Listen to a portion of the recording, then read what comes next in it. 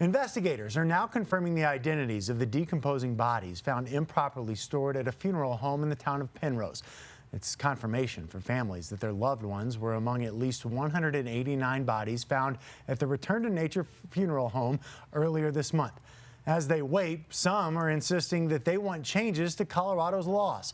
Alan Janae is live for us tonight as we look at this horrific case of apparent abuse and what it might mean. Alan, our state has really loose regulations for the funeral business. Yeah, some of the loosest in the nation, Michael.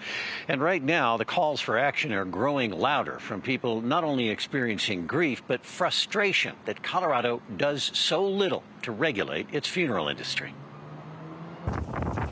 It was a lie. The family of 76-year-old Young Anderson spreading what they thought were her ashes off Hawaii, but they weren't. She did not deserve this. The family has now been told her body was actually taken to the Return to Nature facility in Penrose and not cremated. Now our priority is to make sure that this doesn't happen to any other family ever again. They won't stop, says daughter Tanya Wilson, until there are new laws. We all agree this should not happen in Colorado, and we have to close these loopholes. Senator Dylan Roberts says he was looking at new legislation for next session over the summer. Colorado is a very independent state. We don't like over-regulation, but that's not, at the end of the day, what this is about. Colorado is the only state not requiring a license to be a funeral industry worker. We're going to have to work hard to secure the funding that will take to create a licensing program and then implement it throughout the years.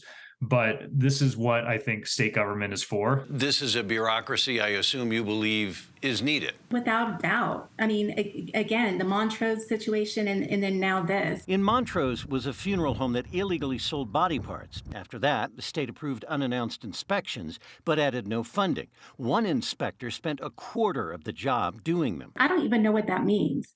But I do know that not enough inspections are taking place. Roberts says a second bill on funeral home licenses should be tougher, too. That's the bill where we could add funding for more inspectors and more standards around the quality and practices of the funeral homes themselves. And support he believes he has on both sides of the aisle, as Young Anderson's family plans to release her ashes for real this time. It's not even a question whether or not we're going to do it again. She's waited too long.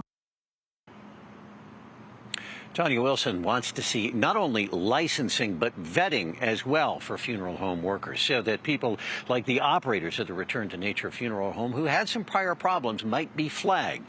Now, the legislature gets back to work in January. They'll be looking at this, and Wilson says she is willing to come here and testify to create change.